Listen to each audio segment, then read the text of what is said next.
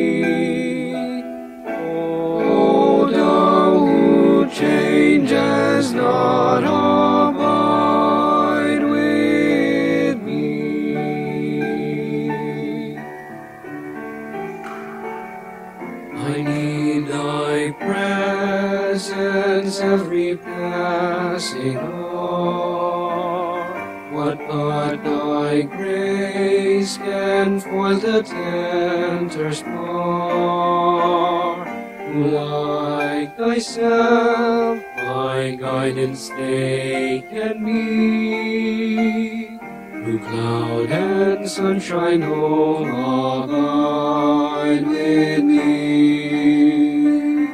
I fear no foe with thee at hand to bless. Ills have no weight and tears no bitterness. Where is that sting? Where great thy victory? I triumph still if thou abide with me.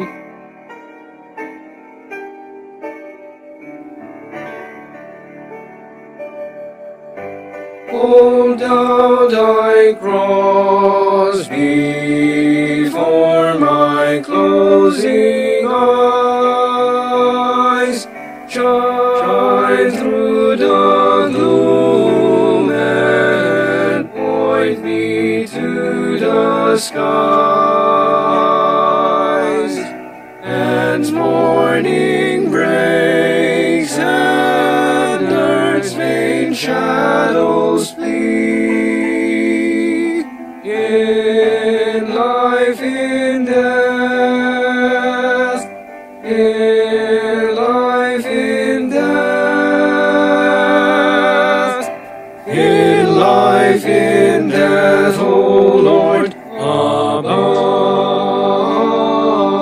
with me.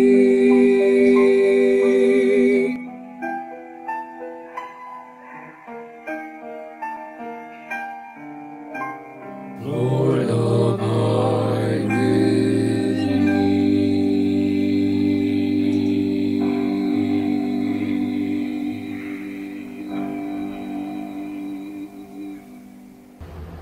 Tayo po ay nasa ikalimang leksyon ng pag-aaral ng aklat ng Marcos.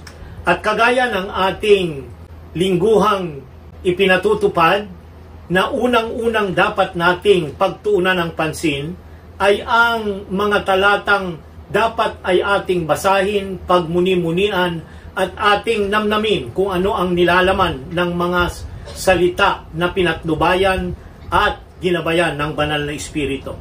Meron po tayong 4 na bahagi na ipinokos dito ang ating pag-aaral ngayong linggo, at yun ay ang Marcos Kapitulo 4, ang talata ay 35 hanggang 41, mga awit 104, 1 hanggang 9, at Marcos Kapitulo 5, ang talata ay 1 hanggang 43, at ang mga bilang 27, talatang 17. Ang mga talata pong ito ay mayroong mahalagang pahayag sapagkat ito ay kinasihan ng banal na Espiritu nang ito'y isulat ng may akda ng mga sumulat ng mga talatang ito.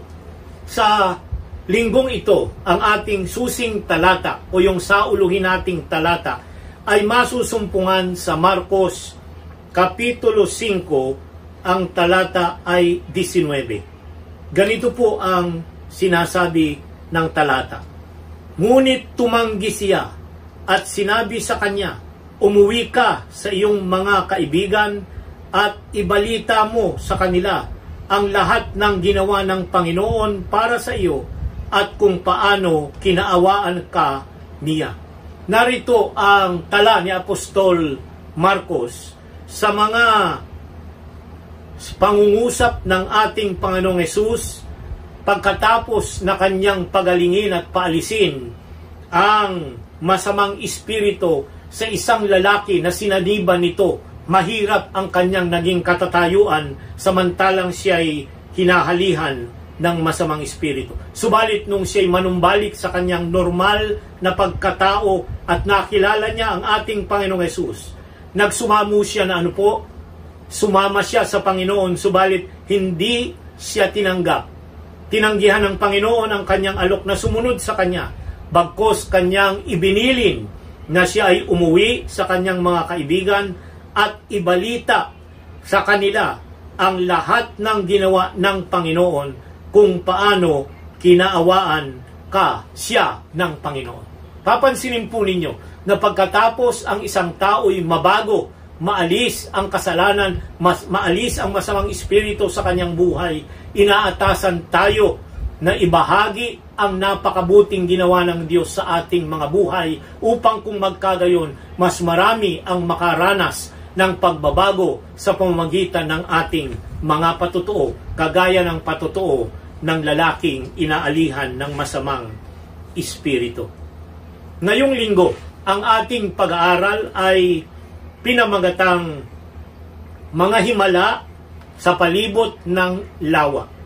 Napakaganda. Pagkatapos na ating talakayin ang mga talinhaga noong nakaraang linggo, yung unang mga 4 na talinhaga na binanggit ng ating Panginoong Hesus, na doon ang binhi ng salita at ng ebanghelyo ay kinakailangang ibalita sa lahat ng puso at klase ng mga tao na iba't iba ang kanilang mga katugunan, ay mayroon silang pagkakataong makilala ang katotohanan at ang daan para sila'y mabago.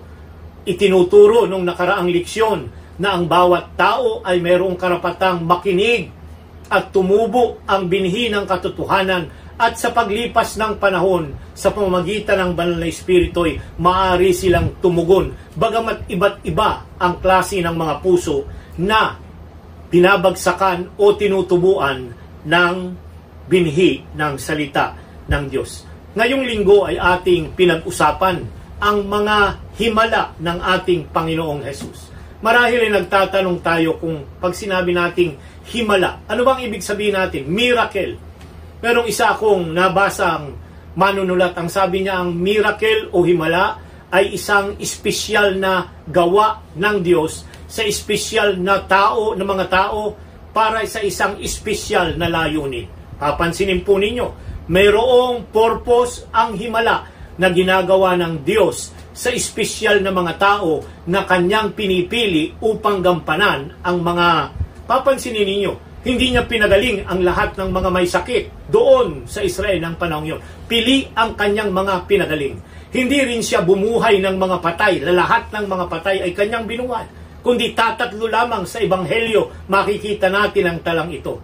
Kaya nga, mayroon pong 3 kategorya ng himala ng ating Panginoong Hesus na isinulat ng 4 na manunulat ng Ebanghelyo. Ang unang kategory ay yung tinatawag po nating healing miracle, mga pagpapagaling na mga himala. Yung bulag nakakita, yung pilay naglakad, yung bingi nakarinig, yung ketongin ay luminis at nagpanumbalik ang kinis ng kanyang balat, yung devil possessed na inaalihan ng masamang espiritu ay napapalayas at nanunumbalik sila sa kanilang tunay na likas na mapayapang mga tao. Ito ang mga tinatawag na healing miracles. Ang ikalawang kategoridad na mapapansin ninyong tinalakay sa ating leksyon ay yung pong tinatawag nating nature miracle o natural miracle. Ito yung mga kagaya ng halimbawa sa ating leksyon ngayon ay yung kanyang pinatahimik ang maunos na lawa, yung calming the storm, o kaya ay yung pagpapakain ng 5,000 sa huling bahagi ng ating leksyon ay pinadami ang mga tinapay at ang isda na kanyang ipinakain sa 5,000 mga lalaki, maliban pa ang mga bata at ang mga kababaihan. Papansinin po ninyo, ito yung tinatawag na natural miracle. Ang ikatlo ay yung tinatawag nating resuscitation miracle o yung pagbuhay sa mga patay o yung nabawian na ng buhay. Sa ating pag-aaral ngayong linggo, ang 3 kategoridad na ito ay nabanggit ni Marcos at ating pagmubulay-bulayan at ating pag-aaralan. Papansinin po ninyo na ang tagpo ngayong linggo ay sa palibot ng lawa ng Galilea. Ang lugar na ito ay dominante sa landscape ng northern Israel. Ang shape ng lawa ay malaking puso na 13 milya ang haba mula sa north hanggang sa south, at ito ay mayroong lapad na 8 milya. Papansinin po ninyo na sa freshwater na ito, marami ang mga mangingisda, at dito ay may kalaliman na 130 to 148 feet ang lalim nito. Dahil ito po ay nasa taas, elevated po ito ng 700 feet below sea level. Ang climate dito ay subtropical na merong dumarating na mga unos. Pagka nagbabago ang hihip ng hangin ay bigla na lamang merong malakas na unos. Kaya nga, mapapansin natin na sa ating leksyon ngayong linggo ay nagpasimula sa Kapitulo 4. Ang talata ay 35 hanggang 41. Pinatigil ni Jesus ang unos. Pansinin po ninyo, ito'y nakatala din sa tala ni Mateo Kapitulo 8 at Lucas Kapitulo 8. Talatang 35, Nang araw ding iyon, nang sumapit na ang gabi, ay sinabi niya sa kanila, tumawid tayo sa kabilang ibayo. Pagkaiwan sa maraming tao, siya'y kanilang isinama sa bangka, ayon sa kaniyang kalagayan, at may iba pang mga bangka na kasama niya. At nagkaroon ng isang malakas na unos. Sumalpok ang mga alon sa bangka. Anupat ang bangka ay halos napupuno na ng tubig. Ngunit siya'y nasa hulihan ng bangka at natutulog na may inuunan. Siya'y ginising nila at sinabi niya sa kanila, Guro, hindi ka ba nababahala na mapahamak tayo? Paggising niya'y sinaway niya ang hangin at sinabi sa dagat, Pumayapa ka, tumahimik ka. Tumigil nga ang hangin at nagkaroon ng katahimikan. Sinabi niya sa kanila, Bakit kayo natatakot? Wala ba kayong pananampalataya? Sila ay sinidlan ng malaking takot at sinabi sa isa't isa, Sino nga ito na pati ang hangin at ang dagat ay sumusunod sa kaniya? Sa talatang 38 ay naroon ang katanungan ng kanyang mga alagad at mga tagasunod na nagiging katanungan din ng karamihan sa atin kung tayo'y humaharap ng mga kahirapan, pagsubok at mga pighati sa ating buhay. Ano po ang kanilang katanungan? Ang sabi nila, Guro, hindi ka ba nababahala na mapahamak tayo? Mga minamahal na mga kapatid at mga membro ng Paaralang Pansabado, lahat tayo'y dumaranas ng mga unos ng ating mga buhay. May mga sakit, may mga disgrasya, may mga problema sa pananalapi, problema sa relasyon, at kung ano-ano pa na nagiging dahilan kung bakit nagtatanong tayong pinababayaan ba tayo ng Panginoon. Kaibigan, ang sagot ay napaka-simple lamang. Ang Panginoon ay di niya tayo iiwan. Kasama niya tayo na naglalayag sa kalagitnaan ng unos. Naroon ang Panginoon. Ang presensya niya ay sapat na garantiya para tayo manalig na hindi niya tayo iiwan ni pababayaan man. Mga minamahal na mga kaibigan at mga kapatid, kailan ang huling panahon na kayo'y nagkaroon ng sitwasyong kagaya nito sa inyong buhay? Magtatanong din ba kayo sa Panginoon o ating nanamnamin yung katugunan at katanungan ng Panginoong, wala ba kayong pananampalataya? Ang tinatanong lamang ng Panginoon sa atin sa panahong tayo'y may mga unos sa buhay, may mga kahirapan, may mga pigati na di natin kayang sulbahin at ating lutasin, ay tayo ba'y may pananalig, may pananampalataya na siya ay hindi magkukulang, na siya ay mananatiling kasama natin sa lahat ng panahon ng ating buhay. Papayapain niya, hindi po mananatiling forever ang unos, kagaya ng naranasan ng mga alagad. Ang unos ay dumarating sa kanilang paglalakbay, samantalang tayo'y nakasakay sa bangka o sa sisidlan o ang iglesia, magkakaroon po tayo ng mga pighati, mga unos na darating sa ating buhay. Ang katanungan natin ngayong oras na ito ay, paano natin makikita ang halimbawang ito sa pagiging tao at pagiging Diyos ng ating Panginoong Hesus? Nakita natin siya ay natulog, nakita natin siya ay napagod, nakita natin siya na siya ay nagpahingalay pagkatapos ng maghapong paggawa, pagpapagaling at pagtuturo. Ito yung human nature ng ating Panginoong Hesus. Pero makikita mo naman ang kanyang pagiging Diyos na ginamit niya yung kanyang kapangyarihan ng kanyang Ama. Hindi po yung kanyang sariling kapangyarihan, kundi yung kapangyarihan ng kanyang Ama, ng kanyang payapain ang dagat na maunos. Nanahimik at sumunod sa kanya ang hangin at ang mga daluyong sapagkat siya ang gumawa ng mga tubig at ng dagat.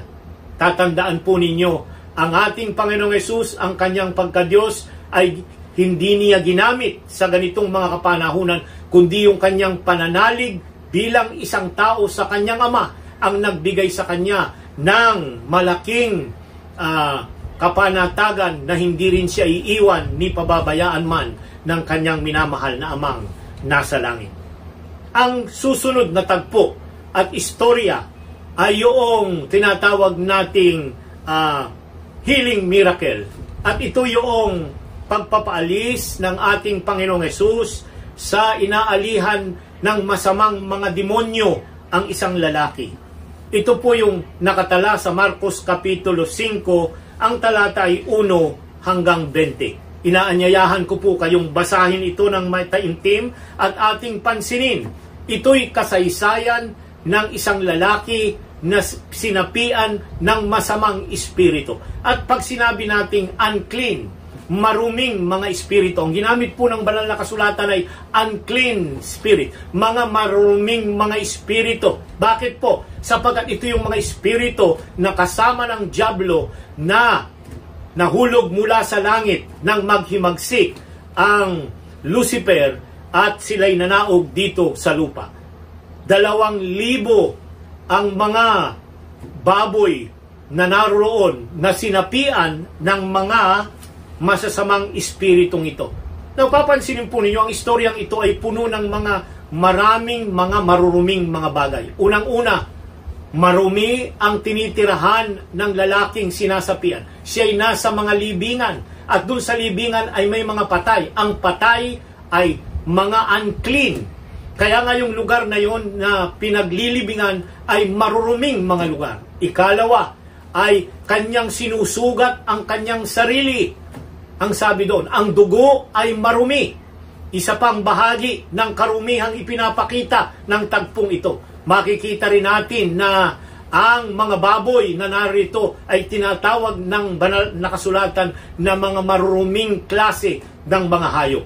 Mapapansin din po natin na ang Galilea o dito sa lugar na ito sa palibot ng Sea of Galilee, ito po ay circle of the Gentile, lugar ng mga hintil, at ang hintil ay mga tao na tinatawag na marurumi ng banal na kasulatan. So, narito ang maruruming mga bahagi, subalit kung ito'y ilalapit at idudulog sa Panginoon, lilinisin niya ang lahat ng karumihan. Pinaalis niya ang mga espiritong marurumi na kinilala siya bilang banal ng Diyos. Papansinin po ninyo, kinilala at sumamba ang mga espiritu sa ating Panginoong Hesus. Kinilala siya na anak ng kataas-taasan at siya ay banal na mayroon dapat mapansin sa atin. Anong leksyon ang ating mapapansin dito? Yung tao ay pinuses ng masamang espiritu at nais niya na siya ay saktan siya, manirahan sa maruming mga lugar, at nang siya'y paalisin ng Panginoon yung mga espiritu at hiniling nilang sila'y lumipat doon sa mga baboy na 2,000 ang damit, tumalon doon sa bangin. Napansin po ninyo ang priority ng kanyang mga kababayan. Mas minahal pa nila yung mga baboy kaysa sa kanilang tao na binago at nanumbalik sa kanyang normal. Ano ang ating mga priority sa ating buhay? Mas mahalaga ba ang mga tao o mas mahalaga ang mga pinansyal na mga bagay kagaya noon, mga maraming pera ang nawala doon sa may-ari ng mga babuyan sapagkat yun ay kanilang mga ipinagbibili at kanilang kinakatay. Kumusta tayo mga kapatid sa ating buhay? Anong leksyon ang ating tinatangkilig sa ganitong mga kapanahunan ng ating buhay? So dito sa tagpong ito ay nais sumunod ng lalaki sa ating Panginoong Hesus. Subalit ano ang sabi niya? Pinigilan siya. Magbalik ka sa iyong mga kaibigan. Ibalita mo ang ginawa ng Panginoon sa iyo at kung ano ang mga mabubuting bagay na ginawa ng Panginoon. Ito po ang responsibilidad ng isang taong binago ng ating Panginoon. Nilinisan sa karumihan, ikaw ngayon ay mayroong karapatang magbahagi ng mabuting balita para sa iba na hindi pa nakakaalam ng pabalita ng kaligtasan. Ang susunod na tagpo sa ating istorya ay yung tinatawag nating sandwich story dito. At yun ay yung ikatlong kategory ng ating miracle. At yun ay yung tinatawag na resuscitation miracle. Alam natin sa Marcos Kapitulo 5, talatang 21 hanggang 43, ang istorya ng anak ni Jairus na babae ay nagkasakit at malapit na siyang mamatay. Kaya nga't nang mabalitaan niya na nagiging popular na nagpapagaling ang ating Panginoong Hesus, siya'y nagmadali na iniwan ang kanyang minamahal na anak at nagtakbong pinuntahan ang ating Panginoong Hesus. At nang siya tumugon ang ating Panginoong Hesus, bagamat ito'y kaaway, isang Hudyo, pinuno ng mga tumutuligsa sa kanya. Pero nakita niya doon sa Capernaum na mayroong pagbabago sa lalaking ito sa pananampalataya niya, na nagtiwala siya sa ating Panginoong Hesus. Papansin natin dito na samantalang ang ating Panginoong Hesus ay papunta na sa bahay ni Jairus, ay merong pong tinatawag nating interlude na nangyari o sandwich story. May isang babae na dinudugo ng 12 taon at nais niyang mapagaling at kanyang hinipo ang laylayan ng damit ng ating Panginoong Hesus. Sa dami ng mga taong nasa paligid ng ating Panginoong Hesus, ay bigla na lamang nagtanong ang ating Panginoong Hesus at nagsabi, sino ang sumagi ng aking laylayan? O sino ang dumampi sa aking laylayan? Sa dami ng mga tao doon, naramdaman niya ang pananampalataya ng babaeng ito na nagbigay ng kapangyarihan para ito ay mapagaling sa kanyang na 12 taon ng pagiging duguin o hemorrhage. Dito si Jesus, setting aside the misuse of ancient law, took her by the hand and raised her to a new life. Dito'y hindi na ginawa ng ating Panginoong Hesus yung marami pang mga seremonya para siya pagalingin, kundi kanya itong hinawakan at kanyang pinatayo ang babaeng ito. Of course, si Jesus did this a lot. Maraming beses na ang ating Panginoong Hesus ay sumaling sa mga tao na nais niyang pagalingin sa kanilang mga karamdaman. Nag-delay ito. Kaya nga alam natin na namatay ang anak ni Jairus. At doon ay mapapansin po natin na doon sa kamatayan na yun ay pinaalis ni Jesus at pinalabas ang mga taong nasa loob ng kanyang tahanan na walang pananampalataya. Papansinin niyo, pag wala tayong pananampalataya, tayo ang magiging hadlang para ang kapangyarihan ng Diyos ay magkaroon ng impluensya na gawin ang kanyang nais gawin na pagpapala sa mga taong may sakit, may karamdaman o kahit na sa mga namatay. Kaya nga nang nakalabas na ay kanyang sinabi, Talita Kumi. Nanong ibig sabihin? Kordero, maliit na bata. Lam ang tinatawag dito. Tinawag niya sa isang endearment, isang malapitan. Parang kilala niya ang batang ito na kanyang sinabi, anak, bata, ikaw ay tumayo. At kanyang binuhay na maguli sapagkat ito ang nakakaganyak sa kanya. Ang kamatayan ng mga bata ay hindi po masaya sa Panginoon, sapagkat sila ay mga inosente na nais niya na maging halimbawa natin sa ating pang-araw-araw na buhay. Ito ang isa sa tatlong resuscitation miracle. Ang isa ay yung kay Lazarus at yung ikalawa ay yung yung son of the widow of Nain. Tatlo lamang po ang resuscitation miracle at ito ay yung anak ni Jairus. Bakit niya ito ginawa? Una, para makilala siya ng mga Hudyo na siya ang manlalalang at ang nagbibigay buhay sa mga tao na naninimpalataya sa kanya. Ang susunod na bahagi ng ating leksyon ay yung nangyari doon sa Nazaret. Marcos Kapitulo 6, talatang 1 hanggang 5. Pansinin po ninyo, ito yung rejection o hindi pagkilala kay Jesus sa kanyang sariling bayan. Umalis siya sa 1 hanggang 5. Umalis siya roon at pumunta sa kanyang sariling bayan at sumunod sa kanya ang kanyang mga alagad. Nang sumapit ang Sabat, nagpasimula siyang magturo sa sinagoga at marami sa mga nakinig sa kanya ay namangha sa sinabi, "Saan kinuha ng taong ito ang lahat ng ito? Anong karunungan ito na ibinigay sa kanya? Anong mga makapangyarihang gawa ang ginagawa ng kanyang mga kamay? Hindi ba ito ang karpintero, ang anak ni Maria, at kapatid ni na Santiago at Jose, Judas at Simon? Hindi ba naritong kasama natin ang kanyang mga kapatid na babae at sila'y natisod sa kanya?" Talatang 4. Kaya't sinabi sa kaniya ni Jesus, ang propeta ay hindi nawawalan ng karangalan maliban sa kanyang sariling bayan, sa kanyang sariling mga kamag-anak at sa kanyang sariling bahay. Hindi siya nakagawa roon ng anumang makapangyarihang gawa maliban sa ipinatong niya ang kanyang mga kamay sa ilang may sakit at pinagaling sila. Narito ang isang tagpo sa buhay ng ating Panginoong Hesus na sa kanyang sariling bayan ay hindi siya tinanggap o kinilala ng kanyang mga kabayan o mga kapitbahay doon. Bakit po? Kasi siya ay ordinaryo lamang na karpintero. Ang kanyang mga magulang ay maralita lamang 10 ng kanyang mga kapatid na lalaki at babae na naroong kasama niya.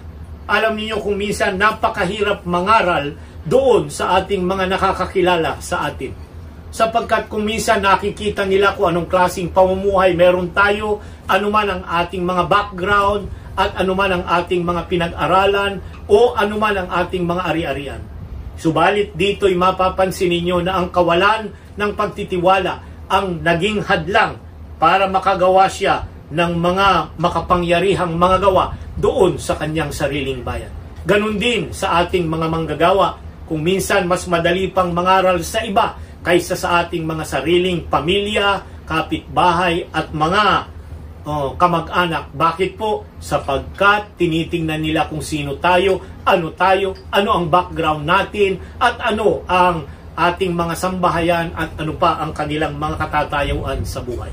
Nawa, magsilbing aral para sa ating ito na sa ating Panginoong Hesus mismo ginawa ang bagay na ito at naging hadlang para ang kapangyarihan ng Ebanghelyo ay hindi gumawa sa kanilang mga buhay.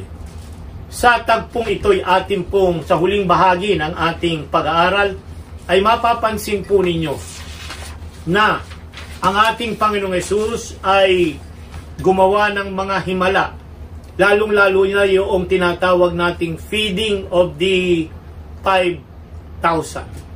Yung pagpapakain sa 5,000 mga lalaki, 10 at may dagdag pang mga babae at mga bata na napasama doon.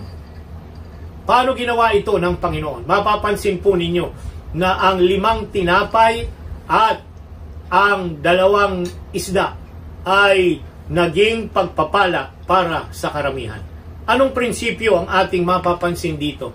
Tinutugunan ng ating Panginoong Hesus ang pangangailangan ng tao, hindi para sagutin na tama yung kanilang concept na siya yung kingly or kingly Messiah na magle-liberate sa kanila mula sa pagkaalipin sa mga Romano. Ito yung kaisipan na dala na itinuturo ng mga nagtuturo ng kapanahunan niyon na ang Mesiyas na kanilang hinihintay, ang anak ng Diyos na maghahari at magkakaroon ng kaharian dito sa lupa, ay una, siya ay magpapalaya sa kanila mula sa mga pagkaalipin sa mga Romano.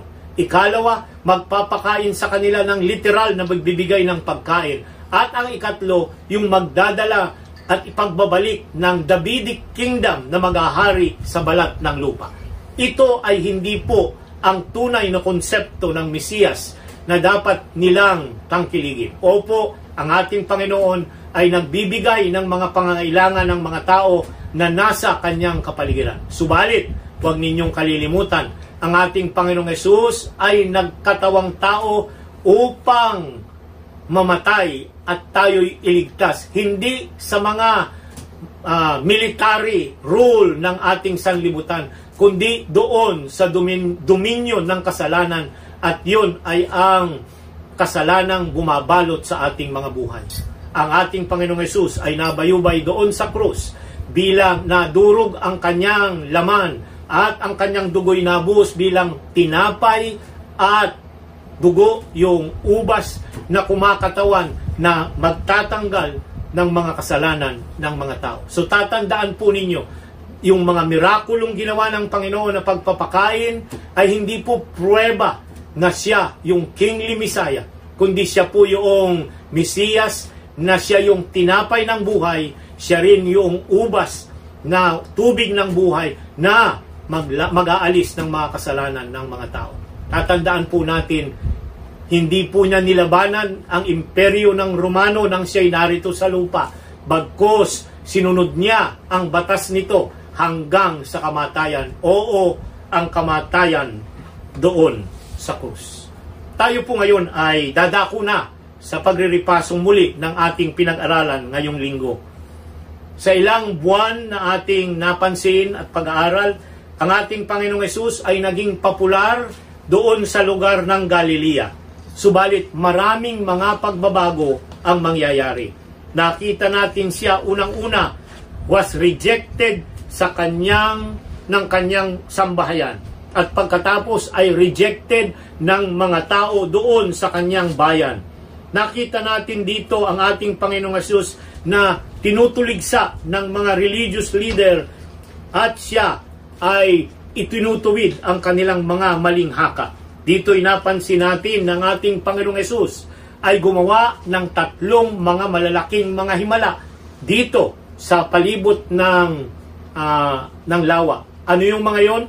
Yung calming the storm, yung tinatawag natong nature miracle, yung pagpapaalis ng demonyo sa lalaking hinahalihan ng masasamang mga demonyo, ang tinatawag nating healing miracle, at yung pagpabuhay sa anak na babae ni Jairus, ang tinatawag nating resuscitation miracle, at yung babae na dinudugo ng 12 taon, ang isa pang healing miracle. Mga minamahal na mga kapatid, ang mga bagay na ito ay may purpose. Ang mga miracle na ito, doon sa aklat ng Juan, ang tawag sa mga miracle ay semia. Anong ibig sabihin sa Grego? Mga tanda. Tanda na siya ang Mesiyas, tanda na kanyang itatatag ang kanyang kaharian, yung kingdom of grace. Hindi po yung materialistic kingdom na kinikilala ng mga Hudyo nung panahong yun na Messiah na magdi-deliver sa kanila mula sa pagkaalipin ng mga Romano. Hindi po yun, kundi bagkos yung kaharian niya ay kaharian ng biyaya na maghahari sa puso ng mga tao. At ito'y dinala niya hanggang doon sa Kalbaryo. Mga minamahal na mga kapatid at mga membro ng Paaralang Pansabado, nawa ang pag-aaral na ito'y naging pagpapala para sa atin upang kung magkagayon sa inyong pagbasa ng mga talatang ito'y makikita natin na tayo'y mahal ng Diyos. Hindi niya tayo iiwan. Gagawa siya ng himala upang maging tanda ng kanyang paghahari ng pagbabago ng inyong mga buhay. Makakarinig muli tayo ng isa pang tanging bilang upang kung magkagayon ay tayo'y makakasumpong ng tiyak na kapanatagan at pangakong maaari nating panghawakan.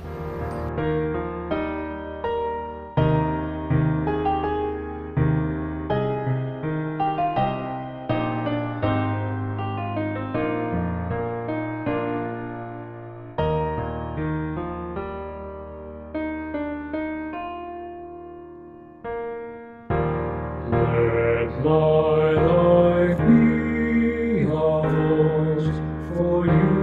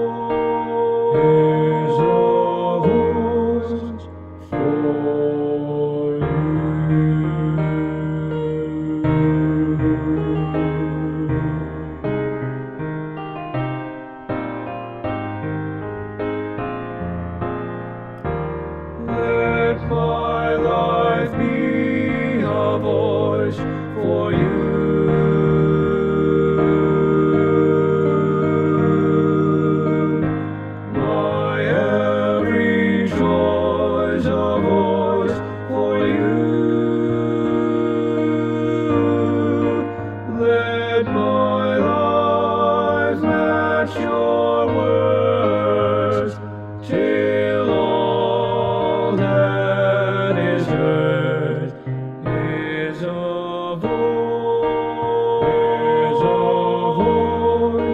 for you.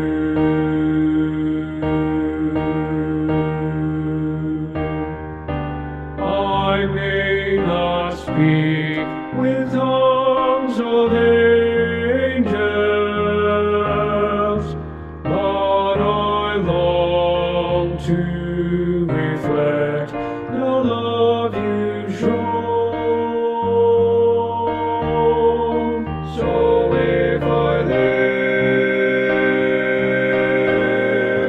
let me live. Let your love may be known, be known. Let my life be a voice for you.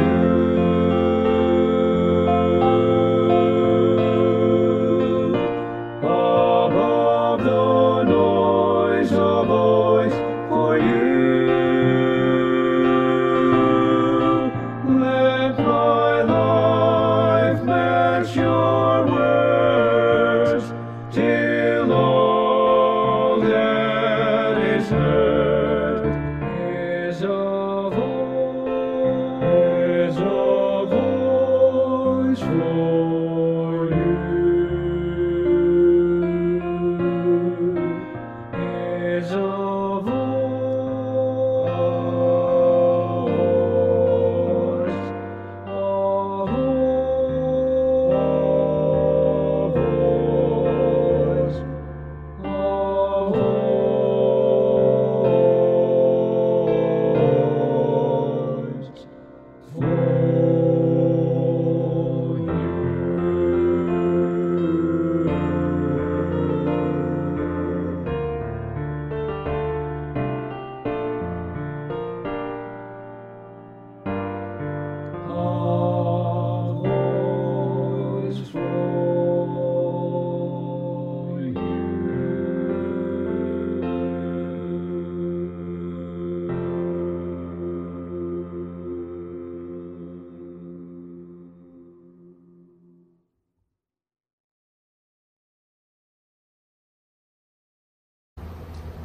Salamat po sa magandang awit na ating napakinggan. Nawa ito'y magdulot sa atin ng katiyakang hindi tayo iiwan ng Diyos, karamay natin siya sa lahat ng pagsubok ng ating buhay. Inaanyayahan ko po kayong muli sa isang taimtim na pananalangin sa ating pagtatapos. Mahabaging Diyos na nasa mga langit, napakabuti ng pabalita ng leksyon ngayong linggo na ang aming Panginoong Hesus ay gumawa ng mga himala sa buhay ng iba't ibang klase ng mga tao, sa kanyang mga tagasunod, sa mga tao na kanyang kaaway na mayroong sambahayan, at sa mga babae na kanyang pinagaling binuhay upang maging tanda ng kanyang kapangyarihan ng pagbabago sa kanilang mga buhay. Salamat po na ang inyong mga hipalay patuloy na ginagawa ninyong nangyayari sa bawat tao na nagtitiwala sa iyo.